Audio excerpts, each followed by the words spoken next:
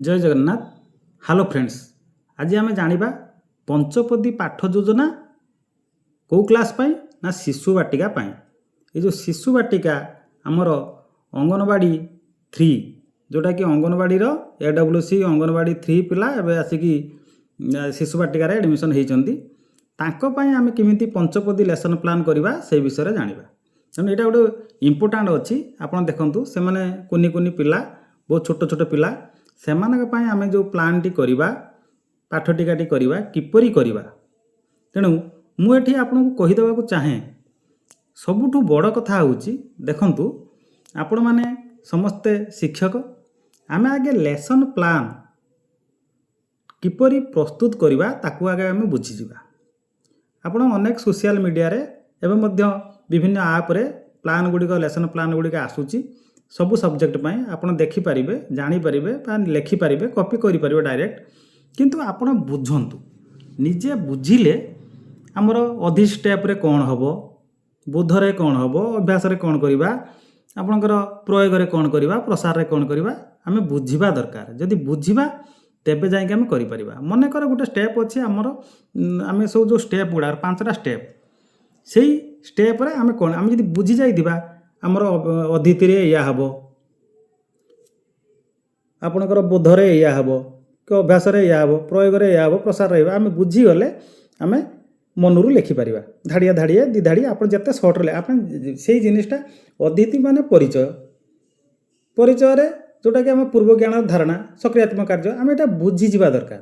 बोधरे तार हूँ जो अच्छी तार बुझावणा वैचारिक बुझावणा विचार कर बुझावणा कर खेल निजे कर अभ्यास कार्य कर अभ्यास ये आम बुझा से स्टेप जो शिशु बाटिका मानक पिला आम देखा पंचपदी लेसन प्लान ता सहित आउ गोटे बड़ इंपोर्टाट कथा शिक्षकर दायित्व कौन आपड़ यहाँ UCF ट्रेनिंग रु जानी आउ टे भल भाव बुझी जातु शिक्षकर दायित्व कौन अच्छी।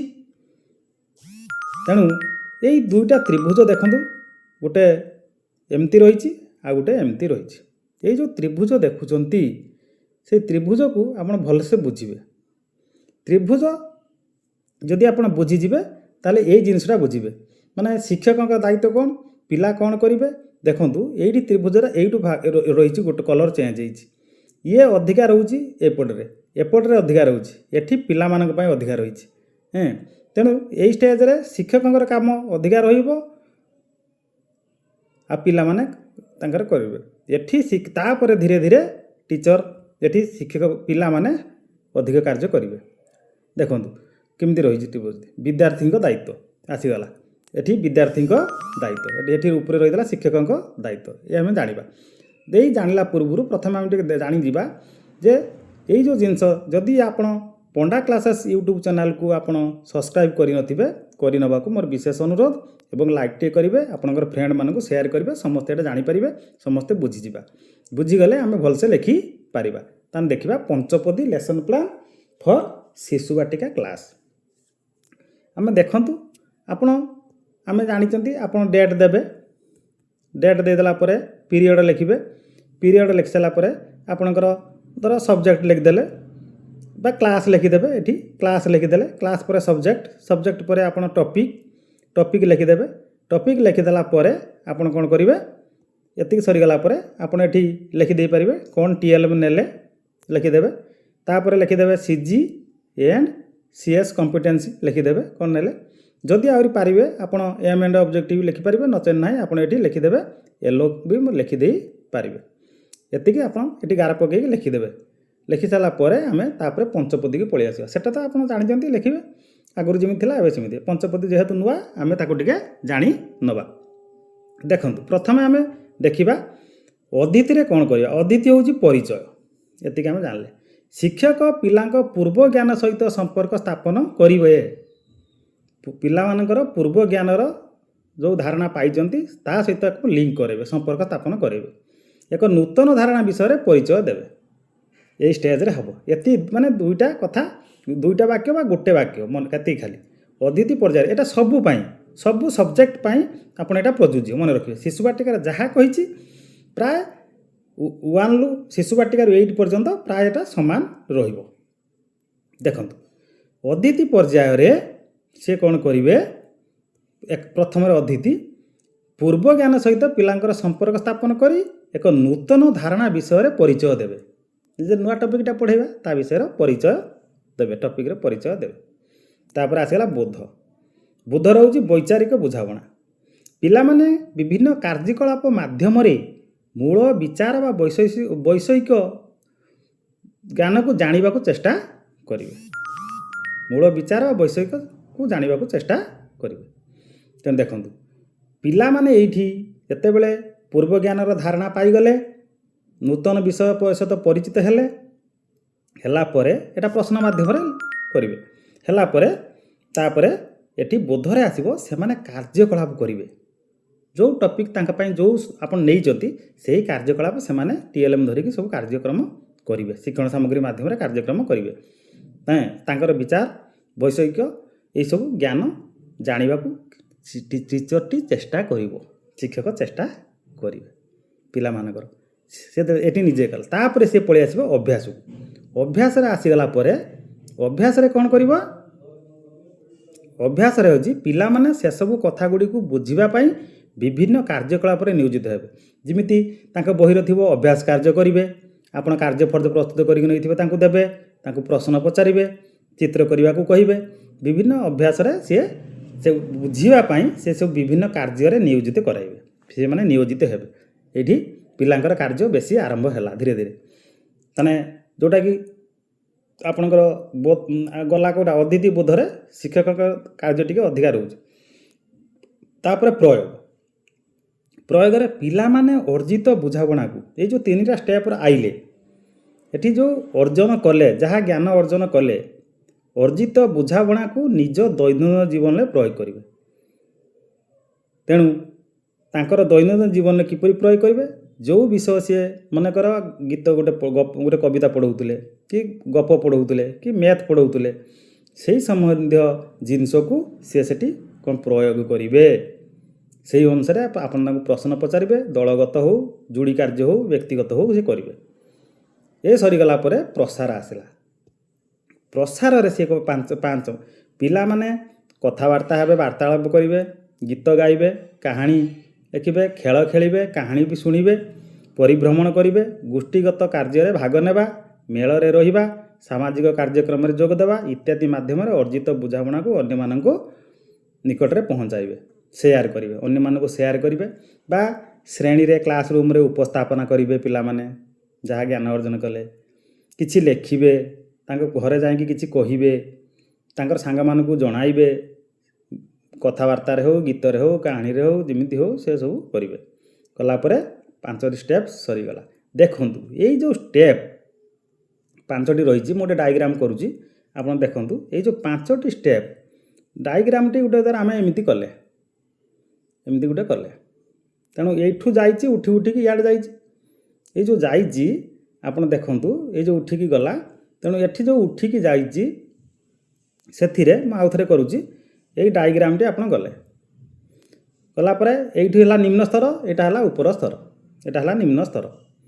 ତେଣୁ ଏଠି ରହିଲା ଅଦିତି, ଏଠି ରହିଲା ବୋଧ, ଏଠି ରହିଲା ଅଭ୍ୟାସ, ଏଠି ରହିଲା ପ୍ରୟୋଗ, ଏଠି ରହିଲା ପ୍ରସାର। ତେଣୁ ଏଇଟା ହେଉଛି ପଞ୍ଚପଦୀ, ଏକ 5 ପର୍ଯ୍ୟାୟ ପ୍ରକ୍ରିୟା। ଏଟା ହେଉଛି 5 ପ୍ରକାର, ଗୋଟେ 5 ପର୍ଯ୍ୟାୟ। ଏଟା ହେଉଛି 5 ପର୍ଯ୍ୟାୟ। 5 ପର୍ଯ୍ୟାୟର କ'ଣ ପ୍ରକ୍ରିୟା? 5 ପର୍ଯ୍ୟାୟର ପ୍ରକ୍ରିୟା। ଏଟା ହେଲା ଅଦିତି, ଏଠି ହେଲା ବୋଧ, ଏଠି ହେଲା ଅଭ୍ୟାସ, ଏଠି ହେଲା ପ୍ରୟୋଗ, ଏଠି ହେଲା ପ୍ରସାର। 5 ପ୍ରକାର ପ୍ରକ୍ରିୟା ଏଠି ରହିଲା। ଏ ଯେଉଁ ରହିଲା ଏହାକୁ ଆମେ କ'ଣ କହିବା ନା ଏଟା ଶିକ୍ଷଣର କ୍ରମାଗତ ବିକାଶ। ଶିକ୍ଷଣର କ୍ରମାଗତ ବିକାଶ। ଆମେ ଅଦିତି ନହେଲେ ବୋଧକୁ ଯାଇପାରିବନି, ବୋଧ ନହେଲେ ଆପଣ ଅଭ୍ୟାସକୁ ଯାଇପାରିବନି, ଅଭ୍ୟାସ ନହେଲେ ପ୍ରୟୋଗକୁ ଯାଇପାରିବେ, ପ୍ରୟୋଗ ନହେଲେ ପ୍ରସାରକୁ ଯାଇପାରିବନି। ତେଣୁ ଏଟା ହେଉଛି ଆପଣଙ୍କର ରହିଲା କ'ଣ ନା ଶିକ୍ଷଣର କ୍ରମାଗତ ବିକାଶ। ଗୋଟେ ପିଲାର ବା ପିଲାମାନଙ୍କର ଶିକ୍ଷଣର କ୍ରମାଗତ ବିକାଶ ମନେ ରଖିବେ ଏଇଟା, ଏଇ ଡାଇଗ୍ରାମଟା। ତେଣୁ ତାପରେ ଆମେ ପଳେଇ ଆସିବା ଧୀରେ ଧୀରେ। ଏଠି କ'ଣ ହେବ? ଶିକ୍ଷକ ତାଙ୍କ ଦାୟିତ୍ୱଟି ଜାଣିବ। ଶିକ୍ଷକ ଦାୟିତ୍ୱ ଦେଖନ୍ତୁ ଜାଣିବା। ଶିକ୍ଷକଙ୍କର ଦାୟିତ୍ୱ ଏଇଟା ହେଉଛି ଶିକ୍ଷକଙ୍କର ଦାୟିତ୍ୱ। ଏଠି ହେଲା କର୍ତ୍ତବ୍ୟ କାହାର? ଛାତ୍ରମାନଙ୍କର କର୍ତ୍ତବ୍ୟ। ଶିକ୍ଷକ ମଡେଲ ଓ ପଦ୍ଧତି ବର୍ଣ୍ଣନା କରିବେ। ଶିକ୍ଷକଙ୍କର କାର୍ଯ୍ୟ ବେଶୀ ରହୁଛି। ଦେଖନ୍ତୁ ତ୍ରିଭୁଜ ଏତେ ବାଟ ପର୍ଯ୍ୟନ୍ତ ଆସୁଛି। ତାପରେ ସହଯୋଗିତାର ବ୍ୟବହାର କରିବେ। ପିଲାମାନଙ୍କ ସହିତ ସହଯୋଗିତାର ବ୍ୟବହାର କରିବେ, ତାଙ୍କୁ ସହାୟକ ହେବେ। ତାପରେ ମାର୍ଗଦର୍ଶନ ଆଧାରିତ ଅଭ୍ୟାସ। ପିଲାମାନେ ଯେଉଁ ଅଭ୍ୟାସ କାର୍ଯ୍ୟ କରିବେ ଶିକ୍ଷକ ତାଙ୍କର ମାର୍ଗଦର୍ଶନ କରିବେ। ତତ୍ପରେ ଆସିଗଲା ସ୍ୱାଧୀନ କାର୍ଯ୍ୟ। ଏଠି ସ୍ୱାଧୀନ କାର୍ଯ୍ୟ, ଶେଷରେ ସ୍ୱାଧୀନ କାର୍ଯ୍ୟ। ତେଣୁ ଏଇ ଦୁଇଟା ପ୍ରୟୋଗ ପ୍ରସାରରେ ବେଶୀ ରହୁଛି। ପ୍ରୟୋଗ ଆଉ ପ୍ରସାରରେ ରହୁଛି। ଏଇଟା ହେଲା ବିଦ୍ୟାର୍ଥୀଙ୍କର କାର୍ଯ୍ୟ। ଏଇଟା ହେଲା ବିଦ୍ୟାର୍ଥୀଙ୍କର କାର୍ଯ୍ୟ। ତେଣୁ ବିଦ୍ୟାର୍ଥୀଙ୍କର କାର୍ଯ୍ୟ ପରେ ଆମେ ଏଠି ଜାଣିଦେବା ଆଉ ଟିକେ ଶିକ୍ଷକ ମଡେଲ। ଏ କ'ଣ? ମୁଁ କ'ଣ କରୁଛି, ମୁଁ କରୁଛି, ତୁମେ ଦେଖ। ଶିକ୍ଷକ ଯାହା କରିବେ ଛାତ୍ର ତାହା ଦେଖିବେ। ଶିକ୍ଷକ ବେଶୀ କିଛି ସାହାଯ୍ୟ କରିବେ, କାମ କରିବେ। ଏଠି ସହଯୋଗିତାର ବ୍ୟବହାର, ଆମେ ମିଳିମିଶି କରିବା। ଛାତ୍ର ଶିକ୍ଷକ ମିଳିମିଶି କରିବେ। ମାର୍ଗଦର୍ଶନ ଆଧାରିତ ଅଭ୍ୟାସରେ ତୁମେ କର, ମୁଁ ଦେଖିବି, ବତେଇ ଦେବି। ପିଲାମାନେ କରିବେ, ଏଠି ଶିକ୍ଷକ ଦେଖିବେ, ବତେଇ ଦେବେ, ତାଙ୍କୁ ସାହାଯ୍ୟ କରିବେ। ତାପରେ ସ୍ୱାଧୀନ ଅଭ୍ୟାସରେ ତୁମେ ନିଜେ ନିଜେ କର, ତୁମେ ନିଜେ ନିଜେ କର। ଏଠି ସେ ସ୍ୱାଧୀନ ଅଭ୍ୟାସରେ ତୁମେ ନିଜେ ନିଜେ କର, ସେ ନିଜେ ନିଜେ କରିବ। ତେଣୁ ଏତିକି କଥା। ଏଇ ଯେଉଁ କଥାକୁ ଆପଣ ଦେଖିବେ, ଏଟାକୁ ମନେ ରଖନ୍ତୁ। ମୁଁ କରୁଛି, ତୁମେମାନେ ଦେଖ। ଶିକ୍ଷକ କରିବେ, ପିଲା ଦେଖିବେ। ସମସ୍ତେ ଶିକ୍ଷକ ଛାତ୍ର ମିଳିମିଶି କାମ କରିବେ। ତୁମେ କର, ମୁଁ ଦେଖିବି, ବତେଇ ଦେବି। ସ୍ୱାଧୀନ ଅଭ୍ୟାସରେ ତୁମେ ନିଜେ ନିଜେ କର। ତେଣୁ ଏଇଭଳିଆ କେତେ ସୁନ୍ଦର କଥା ଦିଆହେଇଛି ଷ୍ଟେପ୍ ଗୁଡ଼ାକ। ତେଣୁ ଶିଶୁ ବାଟିକା ପିଲା ଖୁସି ହେଇକି କାର୍ଯ୍ୟ କରିବେ। କଲା ପରେ ଆମେ ଶିକ୍ଷକଙ୍କ କାର୍ଯ୍ୟ ସରିଗଲା। ତେଣୁ ଆପଣ ଏଇଟା ଜାଣିଲେ ଯେ ଏହି 5 ପର୍ଯ୍ୟାୟ ପ୍ରକ୍ରିୟାଟିକୁ ଜାଣିଲେ। ତା ସହିତ ଆପଣ କ'ଣ କରିବେ, ଯେଉଁ ଡିଜାଇନ୍, ଏଇଭଳି ଡିଜାଇନରେ ଆପଣ କ'ଣ କରିବେ, ତାକୁ ପିଲାମାନଙ୍କ ସହିତ ବାର୍ତ୍ତାଳାପ କରିବେ, ପଢ଼େଇବେ, ଆପଣ କାର୍ଯ୍ୟ କରିବେ, ପିଲାମାନେ ନିଜେ ନିଜେ କରିବେ। ଏଇଭଳି ଡିଜାଇନରେ କରିବେ। କଲେ ସେମାନେ ସକ୍ସେସ୍ ହେବ। ଯାହା ଆମର କହୁଛି ଡାଇଗ୍ରାମ କହୁଛି, ଯେଉଁଟା ଆପଣ ଦେଖିବେ ଶିଶୁ ବାଟିକା 3 ଶିକ୍ଷକ ସହାୟକ ପୁସ୍ତିକାରେ ଏଇଟା ଥିବ। ଆପଣ ତାକୁ ପଢ଼ିଲେ ଜାଣିପାରିବେ। ଆମେ ଏଇଟା ମନରୁ କହୁନାହାନ୍ତି, ଆପଣ ଏଇଟା ଦେଖିବେ, ଜାଣିପାରିବେ ଏବଂ ଜାଣିବେ। ସମସ୍ତେ ପାଇଥିବେ, ସମସ୍ତଙ୍କୁ ଦିଆହେଇଥିବ, ସେଠି ଦେଖିବେ କ୍ଲିଅର ପୁରା ରହିଛି। ଆପଣ ବୁଝିବା ପାଇଁ ମୁଁ ଏଇଟା ଗୋଟେ ଆଣିଲି, ଭିଡ଼ିଓଟେ ଆଣିଲି। ତେଣୁ ଏଇ ଅନୁସାରେ ଆପଣ ଏଇଟା ବି କରିବେ। ତା ସହିତ ଏଇ ଯେଉଁ ପଞ୍ଚପଦୀର ଦେଖନ୍ତୁ, ଏଇଗୁଡ଼ାକ ଦେଖିଦେବେ। ଅଦିତି, ବୋଧ, ଅଭ୍ୟାସ, ପ୍ରୟୋଗ, ପ୍ରସାର କ'ଣ ଏଠି ଥରେ ଜାଣିଗଲା ପରେ ଆପଣମାନେ ଆରାମସେ କରିପାରିବେ। ଅଦିତିରେ କ'ଣ ଅଛି, କ'ଣ କରିବା କଥା ଆପଣ ନିଜେ ଏଇଟାକୁ ଯଦି ଜାଣିଗଲେ ନା, ଆପଣ ୟାପରେ ଦେଖିବେ ଅଦିତିରେ ଏଇଆ କରିବି, ଯାହା ଲେଖା ହେଇଛି ଏଇଟାକୁ ପଢ଼ିଦେବେ। ସେଇଟା ଆପଣ ସେଇ ଅନୁସାରେ କାର୍ଯ୍ୟ ନେବେ। ବୋଧ ଏଇଆ ହେବ, ଆପଣ ସେଇ ଅନୁସାରେ ନେଇପାରିବେ। ଅଭ୍ୟାସରେ ଏଇ କାର୍ଯ୍ୟ ଲେଖା ହେଇଛି, ମୁଁ ଏଇଆ କରିବି।